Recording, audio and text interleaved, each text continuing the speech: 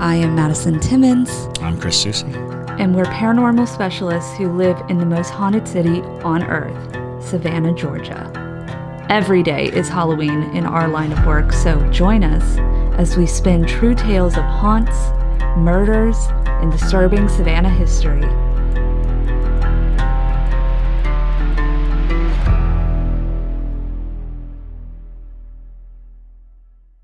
I'm Madison. I'm Chris. And welcome to the most haunted city on earth. Hey there, ghosts, ghouls, and everything in between. We at the Savannah Underground are extremely excited to say that we have officially launched our Patreon. The link is in our description, or you can search patreon.com/Savannah Underground. So head over to our page and join us for bonus content, merch drops, live investigations of haunted locations, and just getting to know us, because we really want to get to know you. Enjoy the episode and stay spooky, y'all. So do you, I mentioned the badge with the blood on it. Do you know much about the killer from South Carolina? Todd Kohlhepp? Yes. Yeah, he actually, well, I know the general things pertaining to the case. So he was caught in 2016. A lot of his early life, he is one of those cases that showed all of the signs, you know, like he from an early childhood age just had really maladaptive traits and issues. He was abusing other kids, he was abusing and killing animals, and he was sent to like his grandmother's and his grandfather's, and then lived with his mom, and so he was all over the place. But he was finally caught in 2016, but he murdered, it was a string of people from Arizona basically to South Carolina, and caught in 2016 because his victim actually got away. He was one that would torture these people and keep them held captive for an extended amount of time. So Kayla Brown was the last victim, and she's the one that was able to escape and come forward and led to his arrest. So a lot of people, because it's such a regional case, actually come in because he was professionally a realtor, which technically he was not able to get his license. He just kind of slipped through the cracks, like a lot of criminals do, and they're missed. But anyways, he was he was intelligent, moderately intelligent enough to get his realtor license and go through, and he had all these properties, but he would have shipping containers or little dungeons, more or less. Absolutely. But anyway, so he was caught, and he's been arrested, but he was the one that actually left Amazon reviews to essentially murder weapons and things that he used from that for torturing people. Like, he left a review for a folding shovel. It was like, great shovel when you leave your real one at home and you have to bury a body. And it's like, and people thought he was joking. It's like, ha, ha, ha. It's like, ha, what a troll comment. But it's like, oh, no, like, this is real. And so all those reviews have been taken down, and all of that has been, used as later evidence. But I think that case is still pending and going to trial at some point in the very near future. But yeah, it's a whole federal case, and but because it's a regional, again, people are kind of familiar with it because it also is very recent. And some people even come in and they were like, yeah, my mom bought her house from him. Had his refrigerator magnet just hanging out at her house. And because these people, that's the thing. It's like, they're not going to be serial killers 100% of the time overtly. A lot of people, if they're going to get away with anything for any extended time, are able to blend in and hide in plain sight and, just be normal, quote unquote. Oh, yeah. But that's so blatant to leave Amazon reviews. But there's a lot of serial killers, though, that do things like that, where it's almost like it's thrilling for them to... Yes, it's testing the limits of what they can get away with, for sure. Zodiac killer letters. Yeah. JT and I were just watching the new Hillside Strangler documentary on Peacock last night, and they were talking about how there were so many times where he could have been caught, but LAPD didn't do anything. That happens so much. It's insane. Yeah. The Ramirez case, the Dahmer case. Jeffrey Dahmer. He was pulled over after victim number 1, who he picked up hitchhiking, killed him, didn't really expect to. It just got to that point, basically, and then he stuffed his body in a garbage bag and was going to drive it to the junkyard or the dumpster, the city dump, and he was pulled over because he was driving drunk. And then the cop was like, "What are you doing?" And he was like, "I'm gonna go throw out some trash." And he was like, "It's closed. It's 4 a.m. Just go home." And that was it. And then he went on to, move up to Milwaukee and kill a bunch of other people and did horrible things. Wasn't and one of the victims literally ran off? Yes, one of the Police picked him up and returned him to because Dahmer? it was a 14-year-old and he was drugged and there was something not right with him, and he was like 14 years old, ran out of Dahmer's house naked, and Dahmer was like, "Oh, that's just my boyfriend. We're having a bit of a fight. Yeah, that's all." And the police were like, "Okay." Here you go. And then that is actually the victim that he later abducted his brother, actually. Yeah. Crazy. So Every case, not every single one, but there are so many cases where. Oh, yeah. Yeah. Well, they literally had, like you said with Richard Ramirez, they literally had the print of his, super unique shoe. Like, I think they said there was, only one set of these shoes that were sold in his area. Yeah, in his entire size. West Coast. Yeah. It was the Avia shoe there were 3 in the country or something. Exactly. It just wasn't a common thing. Yeah. And then they had that, but they were like, oh, well. Well, because the LAPD and the sheriff's department and all these counties, they refuse to share information, and that still happens today. Still to this day. I mean, it's so, instead of all working together, there's something going on here, and it's all seemingly connected. They're like, this is our case. They're like, no, this is my case, and they fight and don't share evidence and don't share information. And meanwhile, people are being killed. Yes. So it's like there should be a level of priority, I think. Absolutely. Yeah. Yeah. Well, while we're on the topic of serial killers, so Ryan, if you've heard us mention Ryan multiple times, that's Chloe's husband. Yes. But Ryan has collected such an extensive variety of artifacts from John Wayne Gacy. Yeah.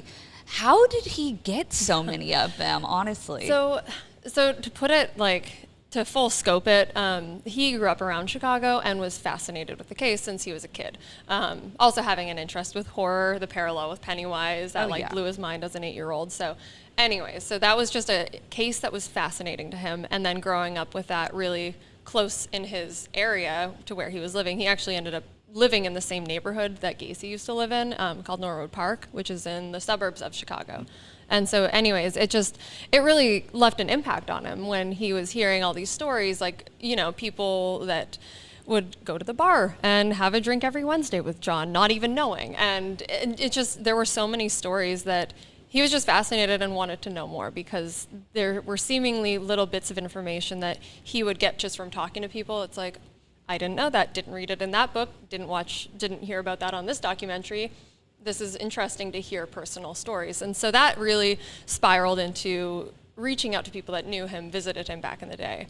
And with that information then kind of snowballed into, wow, there's actually a lot to this case that was more or less glossed over in the initial investigation. Again, with just being quick to close it, it left a lot of potential victims that were out there that he was never either tied to, or possibly they were never found. There's just a lot of lingering things.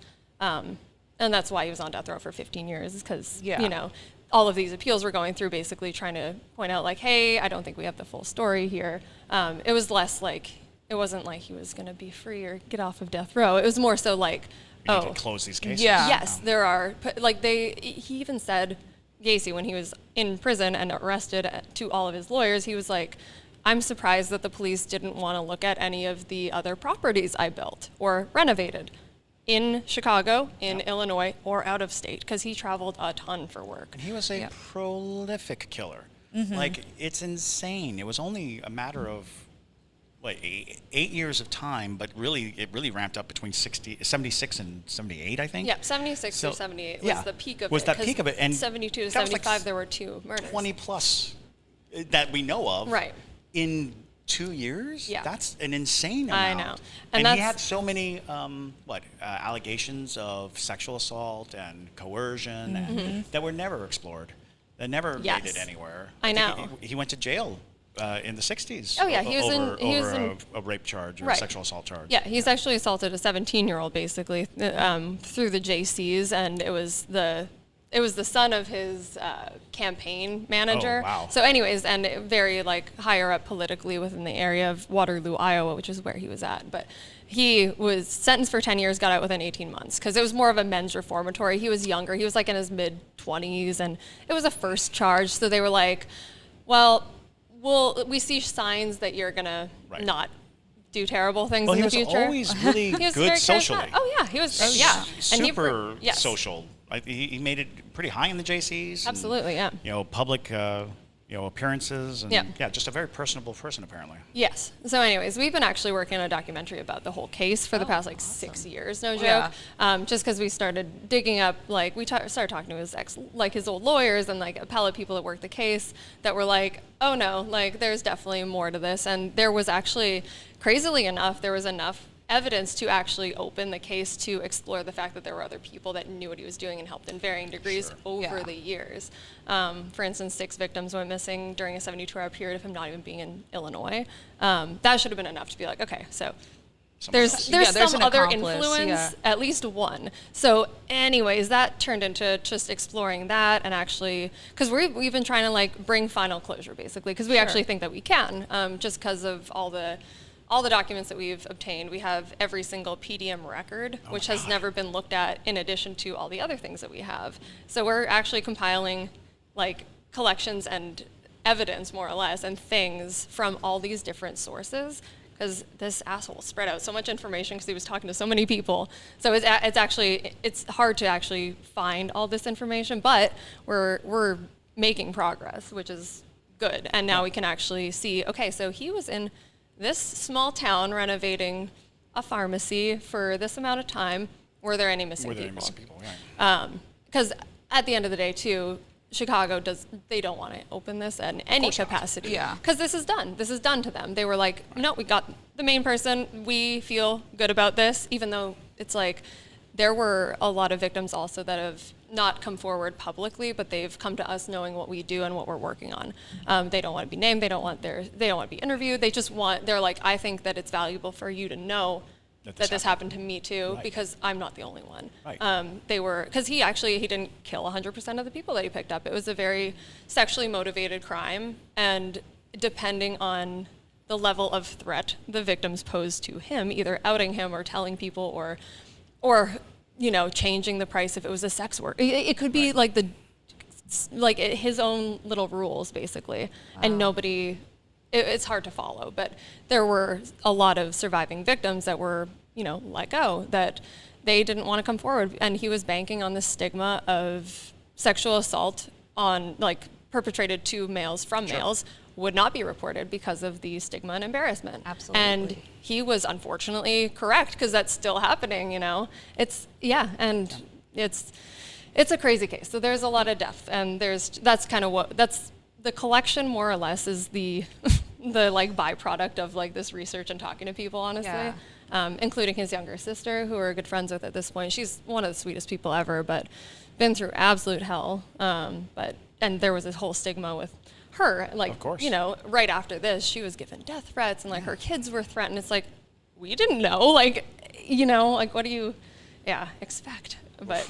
Well, yeah. And I remember Ryan mentioning, too, that there's certain time periods where John Wayne Gacy weighed too much to be able to maneuver through the crawl space. Right. Because that crawl space was only so big, but he got really wide at one point. Yes. No, he put on a lot of weight in the mid-'70s during the peak of the crimes, but that's also when he moved in several employees. And there were 2 guys that, they testified and they admitted that they dug all the holes under the house. They said that they didn't know what they were doing, but they also, of course, they also lived with him. So, but no, that's the thing. And there was even, there was one victim that came forward that testified who was a survivor.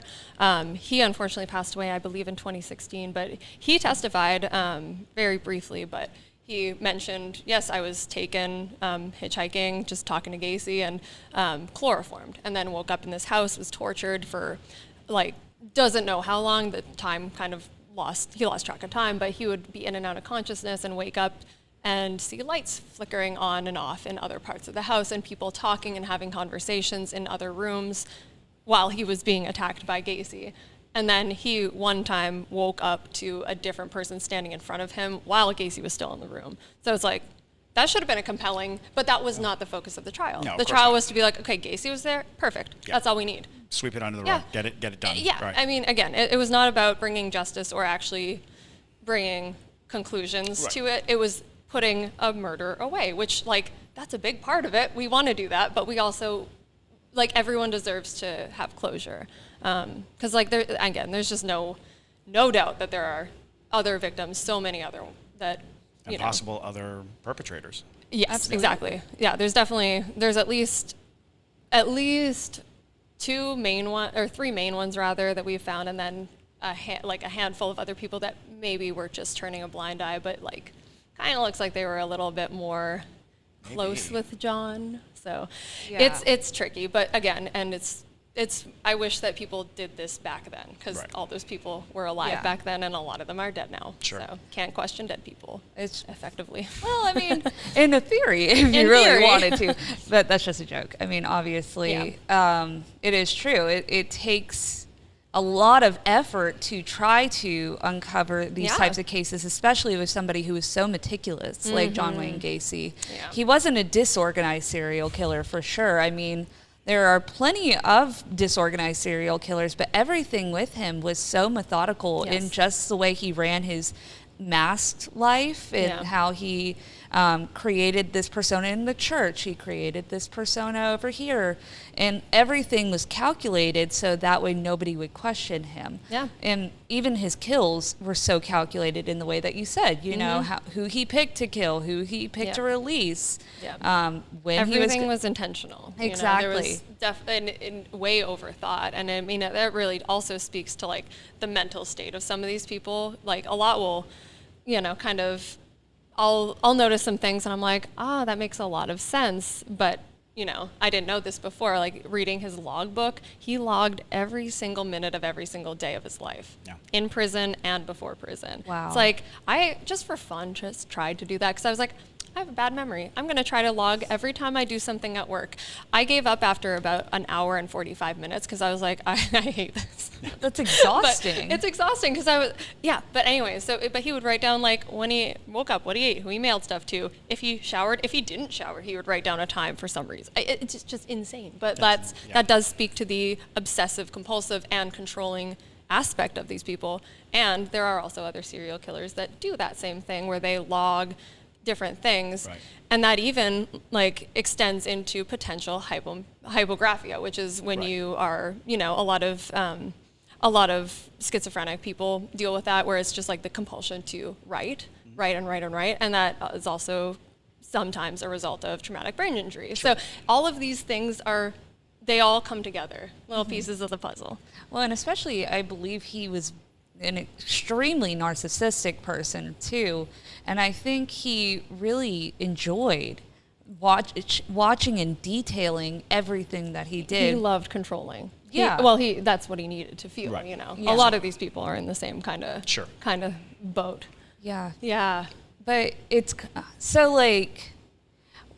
Would you guys ever investigate the Gacy house if you ever got the opportunity? Would you ever try to?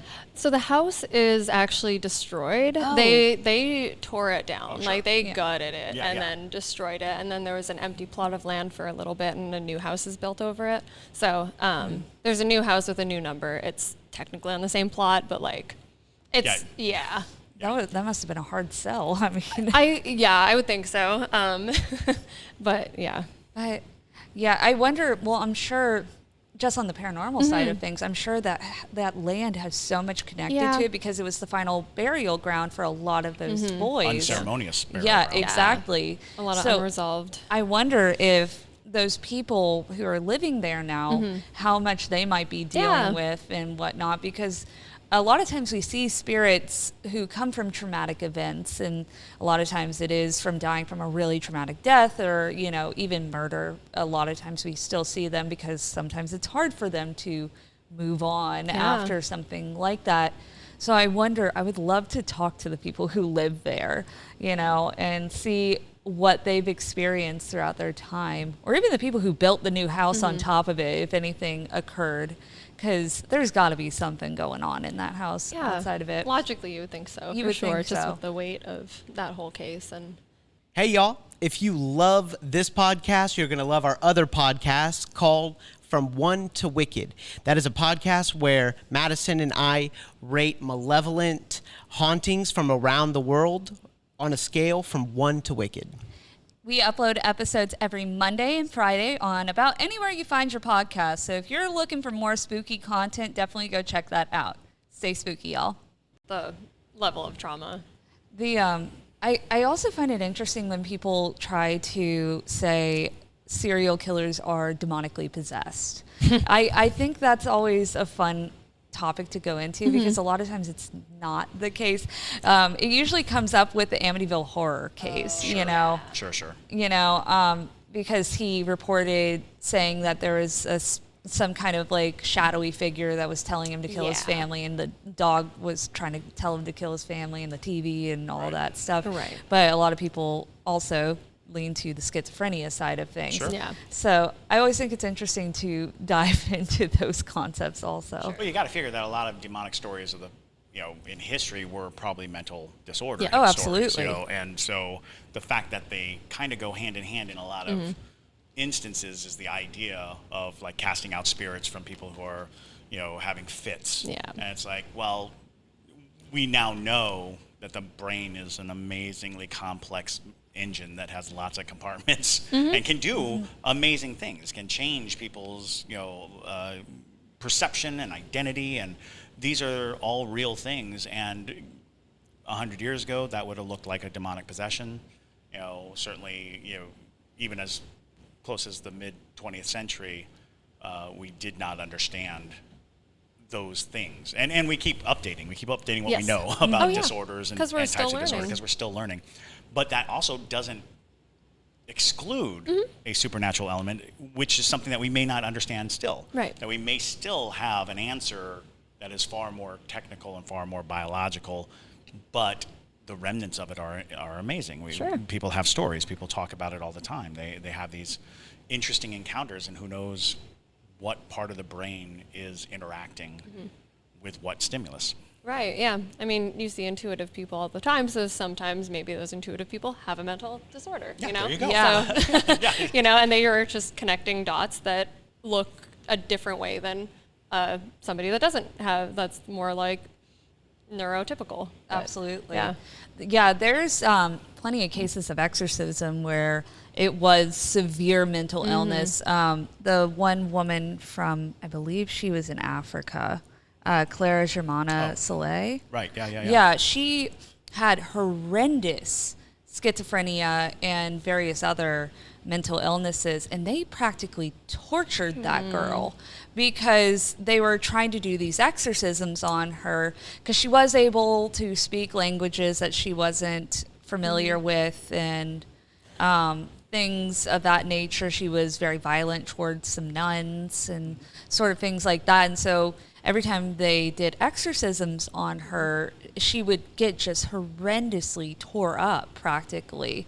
And that was super common. Oh, yeah. And that's a big reason why when you are going to perform an exorcism, usually they're not allowed to start doing the rituals of it until it is without a shadow of a doubt not mental illness. They have to prove, which I think is a good thing nowadays. Oh, you absolutely. know? Oh, yeah. Well, and I think that there are instances where just on the merit of the ritual, it does help people who have mental fixations, that you have this ritual that is reinforcing a type of suppression. So they are actually engaging in a type of therapy rather than an exorcism. They're being given an option to hold an exterior force responsible for these sensations and address it that way. And so I think that there is probably some positive psychological elements to an exorcism ritual, provided you are not, torturing the person, provided you're, if you're utilizing faith and faith-based constructs, it can help a person to have something that they can turn to when they feel a certain way, when they have these certain sensations and feelings. That is, I believe, why prayer oftentimes works for people of who have both faith and any mental aberrations. They can turn to their faith, and it will help them at the very least mediate the sensations. So there's room for both at the table. Yeah, yeah. Not all exorcisms that you see like in movies and stuff. It's usually not, the sort of deal where they're thrashing and foaming at the mouth, and like you've got 3 priests, dousing you in holy water and searing the flesh with things like that. You're not always chained down, so you're not puking pea soup. Yes, exactly. It's like it definitely it's exaggerated. It's very exaggerated.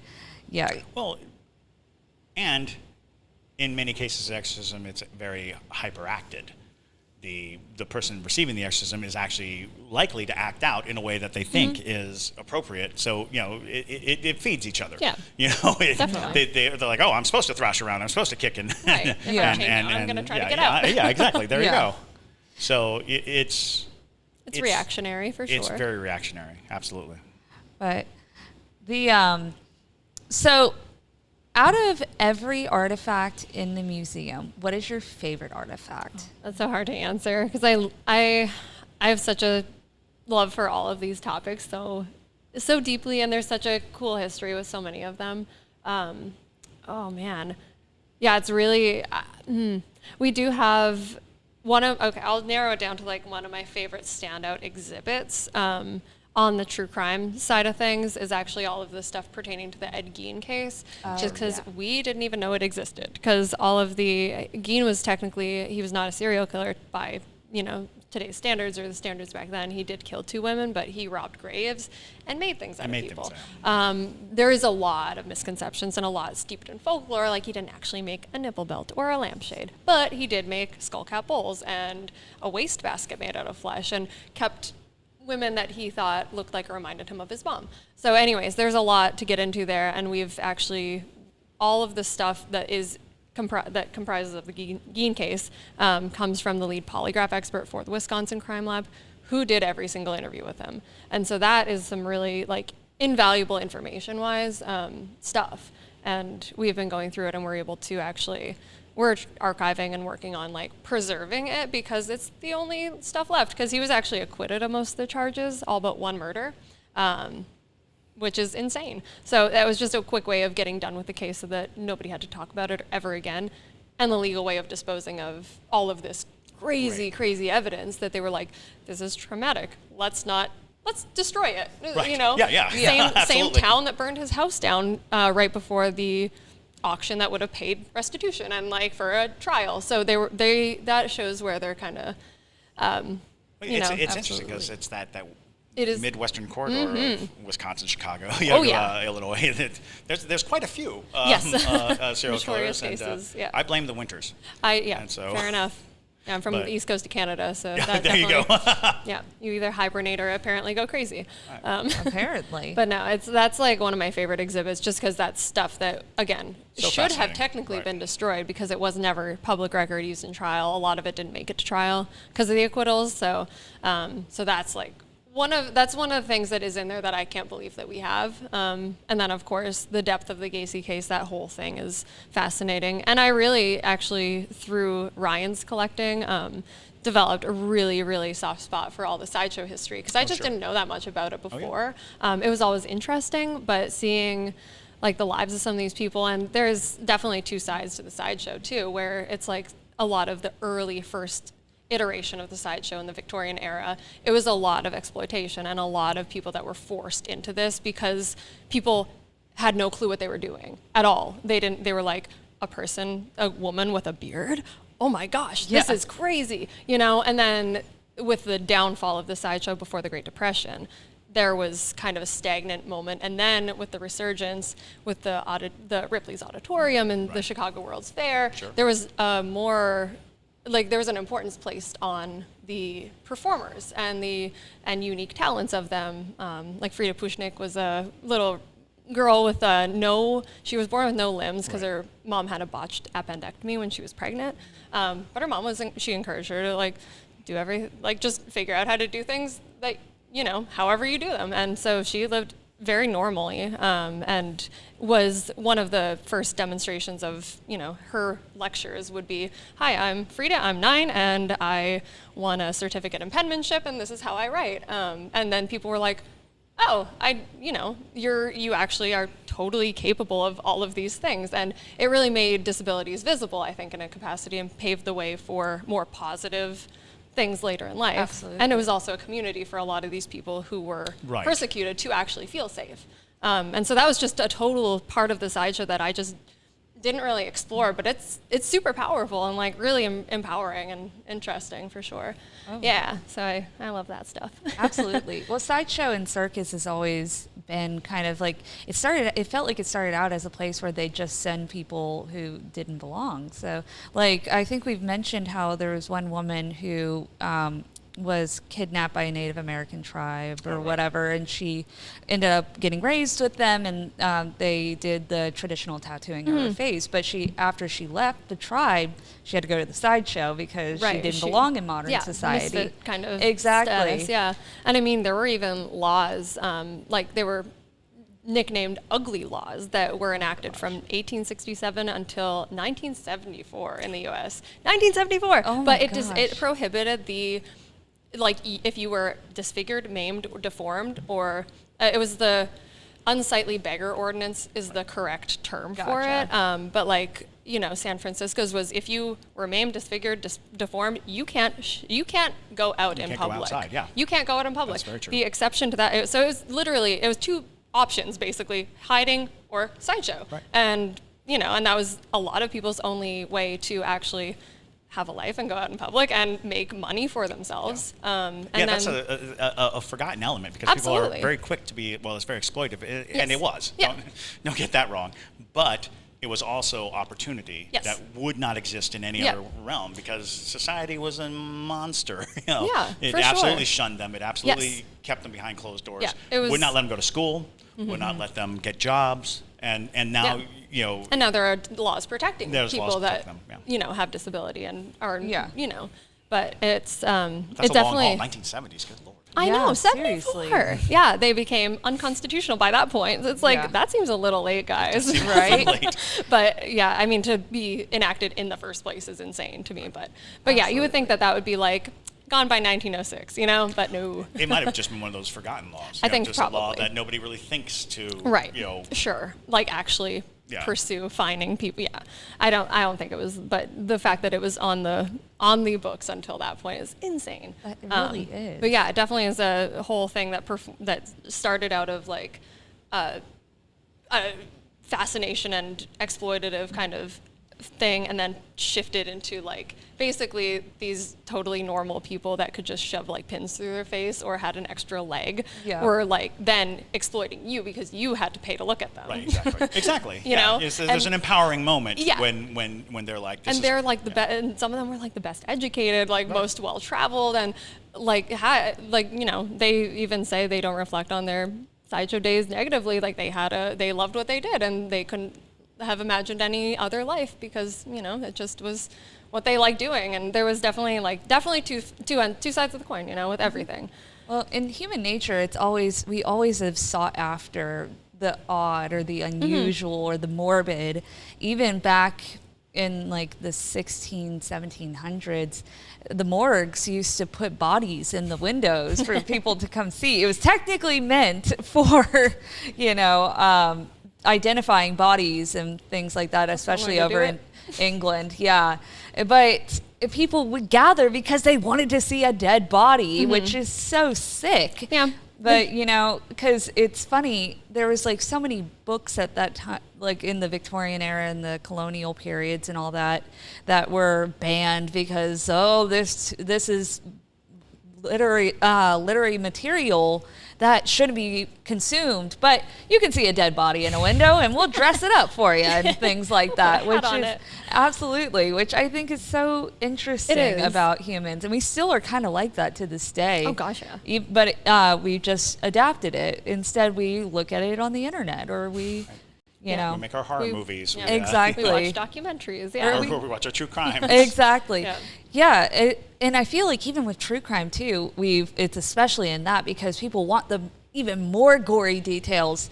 There was a whole film series on actual deaths. I think you guys Faces of Death. Faces of Death. I think you guys have it in your museum. So we did an actual horror VHS exhibit for a couple Halloweens ago, and we resurrected basically like just talking about old VHS culture and like rental stuff. It sounds lame, but it was actually a really cool exhibit. It was really cool. It really fell flat with a lot of people. I would have like some 15-year-olds that came up to me. They're like, "Hey, what's the point of this?" And I'm like, "Well, you had to kind of, you had to be there. Read the mission statement here. Read this. This does lay it out, but I understand where you're coming from." Yeah, one of the most peculiar things, and something that is probably lost on the younger generation, is there was a time when you had to seek this stuff out. Yeah. You had to work to get to it. It wasn't like... It was not at your fingertips. You could not just look it up. Yeah. You know, if you wanted to learn something, you had to go get a book. You oftentimes had to leave your Library. house and go somewhere else Yeah. and get the knowledge. And then you didn't even get to keep the knowledge, keep the book. You borrowed it and gave it back. Or if you did buy a book, you know, it was in your bookshelf. Yeah. And you'd have to like scroll through like old style. And and I think the VHS movement was such a fascinating time because the only hope you had of choosing your entertainment was the cover of a small box. And some of those VHS boxes, they would like put little lights in them and reliefs in them. And what I learned is the more interesting the VHS box, the worse the movie inside it was. Like if it made a noise, that movie was terrible. Yeah. But you'd love it. You're going to love it. Yeah, because it's lighting up and making noise. Well, and the movie, you watch it and you're like, wow, these people just having a great time. Yeah, they don't care what the product is. They're just having a great time. Yeah. And it's like, it's totally just an era of just discovery based on like that one. I don't know. Don't know what it is. You can't look it up on your phone. See who directed it. No, you have to like read it and then. You could carry the Leonard Maltin review book. Yeah. Just has 1 star. Or trust the opinion of the employee who's trying to rent it to you. Never talked to the employees at a video store in the 80s. They were always, and no offense to anybody who worked in a video store in the 80s, but where I was living, they were scary. the person behind the counter scared us. And so they were always kind of intimidating. Yeah, there's an intimidation factor. It wasn't like they were like, monsters or anything. It was just like, can I get this? Yeah, all right. Yeah. Rewind it. Yeah, that's fine. Anyway, so totally an exhibit that fell flat, but a very interesting one. And in that, we did talk about the Faces of Death, and that was the dark web version of VHS, basically. And it started as, it was supposed to be like a mockumentary, basically, where there was a bunch of fake stuff mixed in with a few real things. And then that turned into people's desire for seeing all of this fandoms, brutal stuff. A whole series of yes, there were like 4. I think there were like 6 or 7 of them. Oh yeah, there were so many. Yeah, no, there were a lot, and then there were other ones. Like there was, there were series that followed that in their footsteps for sure, and there was a whole exploitation, shock, gore. And Faces of Death had an interesting approach because it was literally like face death, like people's perception of death and the reality, the idea behind it and how we treat it and how we both glamorize and avoid it. So there was at the very base of at least the first one a thread of philosophy to it. Yeah, definitely. And then it devolved into how realistically bad can this be. Yeah. And what footage is real and what footage isn't. Exactly. Yeah. And how brutal we can get with it, which I mean, nowadays it's called torture porn, pretty much, like with horror genre. But I feel like it's gone. We've gotten our standards a little bit better nowadays with our horror, where we're not trying to see actual people dying. Right. We just like to watch our. Yeah, we watch our Hostels and our things like. Oh, you don't like Hostel? I'm a huge horror fan, like one of the tried and true horror fans. I'm not a gore fan, and more than that, I don't like watching people suffer. I guess would be the ultimate thing. I do not like any movie where there's an extended period of suffering. Yeah. You kill somebody, fine. You blow them up, okay. Tear their face off, whatever. Yeah. But if the person's begging, pleading, crying, if there's that element has always, ever since American Werewolf in London. Oh. I was 10 years old in a movie theater watching American Werewolf in London because the ads for American Werewolf in London made it look like a comedy. I mean, it was John Landis. It was like, oh, he's a funny guy, funny. Fun. We went to the movie, and I'm with my parents, and the werewolf attacks. Griffin Dunn, the actor, gets attacked by a werewolf, and my mom covers my eyes. So all I can hear is a man screaming, and screaming for his life. And at 10 years old, this is how weird media is. At the age of 10, I had never heard a man scream. I've heard women scream. That's what women did in movies. To hear a man scream for the first time really stuck with me because I couldn't imagine what was happening. And so in my imagination, it was the worst thing ever. Whatever was happening was the worst thing ever. And so it was worse. Like years later, I watched the movie and he's screaming, but we're watching the guy running away. I thought we were, seeing the guy getting ripped apart, but we're watching the guy run away. Yeah. And it's indelible in my mind as something that I don't enjoy the concept of torture, suffering. And so Hostel was a weird one because they had scenes where it was like, this is a very prolonged amount of pain for a person to go through. Yeah. And I don't appreciate it. Never watched. A well-made movie, though. Never watch a Serbian film, then. I did. Oh, no. Did you watch the uncut yes. one? Oh, God. Yes. I say I don't like these things, but that doesn't keep me from watching them. And do not watch the Serbian movie. Don't do it. Never in a million years. I literally watched it as it was a philosophical discussion with somebody who really pushed the notion that watching these movies is a way of kind of having an experiential catharsis. You're seeing something so extreme and so beyond your everyday existence that you actually elevate yourself out of the humdrum of life. And then I watched it and I was like, no, that was wrong. Yeah, that's the most horrific film on the face of the earth. That will damage you and change you, and you'll never be the same. Yep, very true. Well, on that note, we're going to go ahead and wrap things up. So we actually, at the end of this month, are going to be investigating the Graveface Museum. So make sure that you're following for that because it's going to be a really cool experience. We're going to be kicking off Graveface's paranormal ventures into the investigative world. So do you want to plug that? Yeah. It's been kind of in the works for a while, but we've wanted to kind of get into some of the more haunted aspects of specifically Factors Walk, actually, and some of the things surrounding that area, but mostly just like a quick talk there and then leading you into the museum where we'll give a little tour around the museum, and then you'll just kind of be able to explore around at your own pace and get some equipment to see if there's anything that you pick up on and whatnot. But yeah, we've been trying to put that together for a little while, so it's finally moving forward and whatnot, and we hope to have that up and running sometime before October. So yeah, right before spooky season. Yeah. Awesome. Yeah, so we're super excited to do that.